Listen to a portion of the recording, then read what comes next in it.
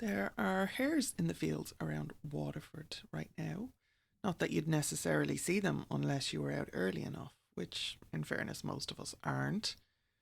But they're there, and if you've ever actually watched one, you'll understand why the Irish tradition around them is so layered, because there's nothing quite like a hare. Now, if you're thinking rabbit, we're not talking about rabbits. Go and Google a picture of hare versus rabbit, and you're going to see a very clear difference. But they're not shy exactly, but they don't belong to you. And they make that very clear. The Irish word for hare is geara, a compound of gear and fia, meaning basically short wild animal or short deer. And in the Fiannacht, the great cycle of stories about Fionn McCool and the Fianna, there's a recurring story type where a hunter follows a deer deep into the woods and finds she's transformed into a woman. Now, that deer is a sovereignty figure, the wild feminine energy of the land in its original ungoverned form. The Gira's named from the same root, the compact version of the same wild thing, the wild forces, wild energies in the hedgerow, at the edge of the field, at the margin of the road, in the dark of the morning. The hare's been here long enough on this island to carry that weight, honestly. The Irish hare, let me try and say the Latin name, Lepus timidus hibernicus, is Ireland's oldest surviving land mammal. Here before the postglacial forests grew back, before settlement, before any human had a name for this land. The hare survived the last ice age on this island, while most other species didn't, holding on in the ice-free ground in the south when the glaciers covered everything else. There's some really fascinating research on the way from a place called Castle Pook in County Cork, where there's caves there that are being excavated. So as soon as I have more information on that, watch this space. But the most up-to-date archaeology says that there was actually a little cluster of animals that survived in these uniced parts of the south of this island right through the Ice Age. So when the tradition calls the hare the oldest wild thing on this island, the land itself supports that claim. And who the fuck are we to argue, right? So the reason that matters in the Irish tradition is that the hare carries a weight that goes beyond the animal itself. There's an early medieval text that records that when a king attained the kingship of Tara, one of the things that he was to be fed at his inauguration was the hares of Naas, along with other foods of the wild.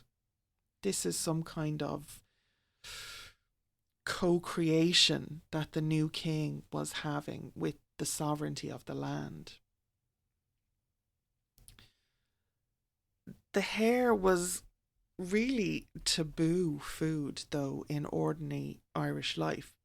Very much associated with the other world, definitely not to be eaten casually, but at the moment of taking kingship, the king ate it, because what's sovereign over the land is also what's wild and ungovernable, and what was here long before any of us.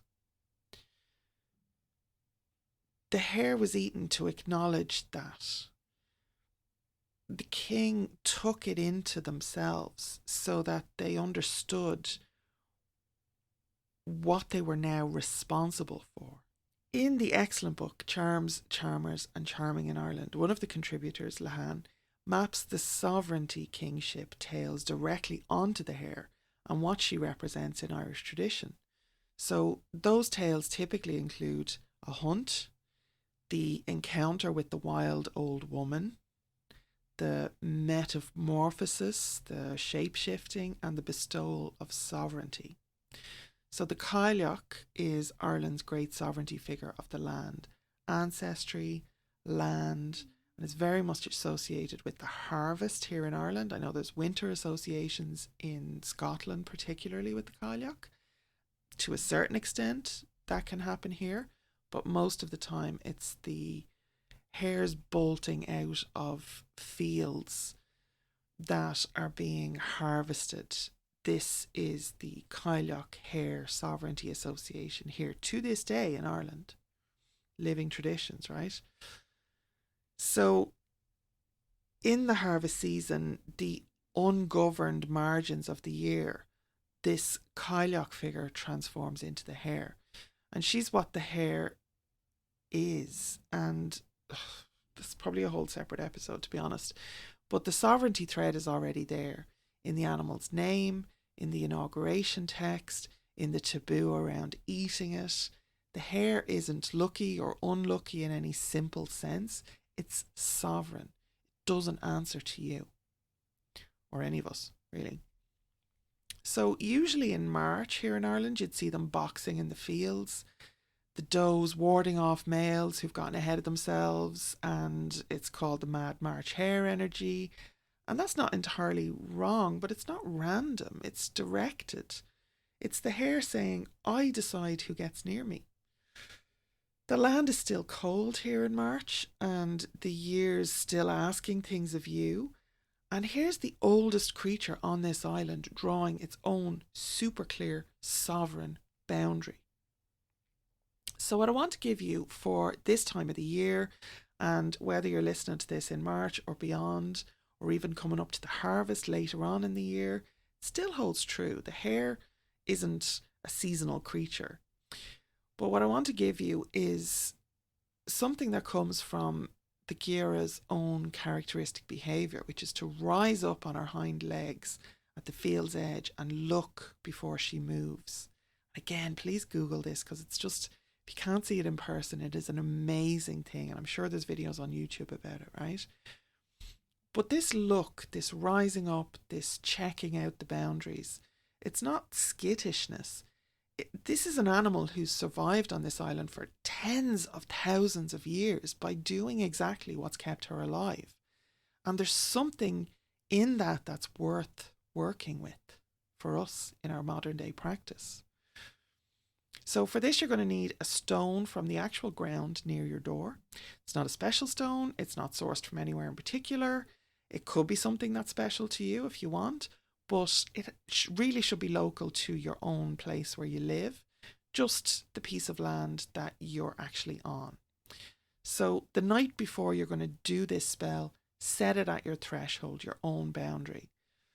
And then each morning as you come out, or I mean, you can do it just one morning, you can do it once a week, you can do it once a month, you can do it with moon cycles, whatever suits you. You can do it every single morning if you want, right?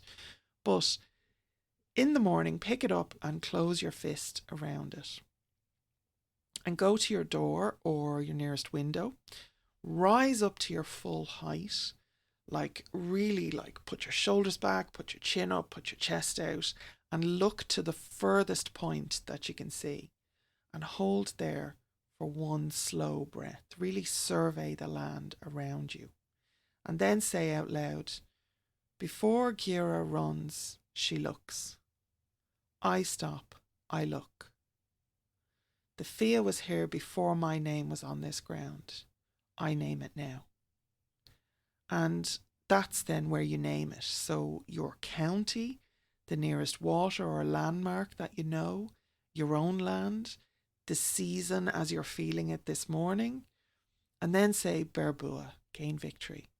Then you open your hand, you look at the stone, you really feel the weight of it, and then you set it back on the land side of the threshold before you cross out.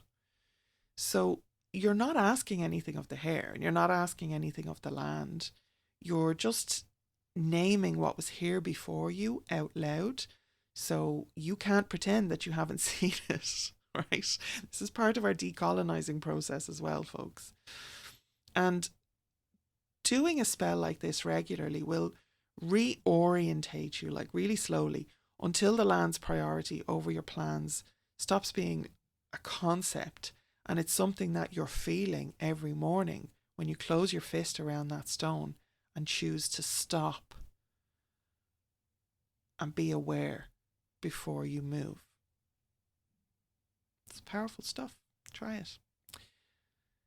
So if working consistently with practices like this through the whole year appeals to you, if you're finding value from this free podcast, there is a subscription where I do exactly that. And if you're on the free tier, you're going to get one per month.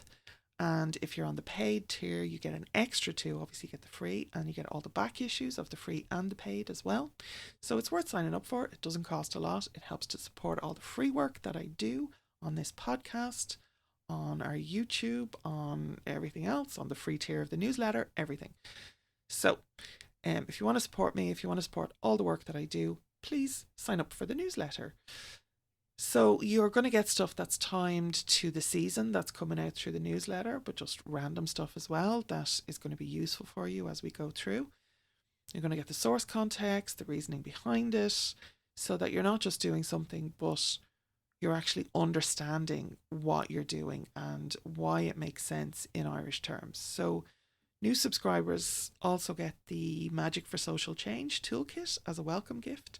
So just go to irishpagan.school/spells and hopefully I'll see you over in the newsletter. Slán.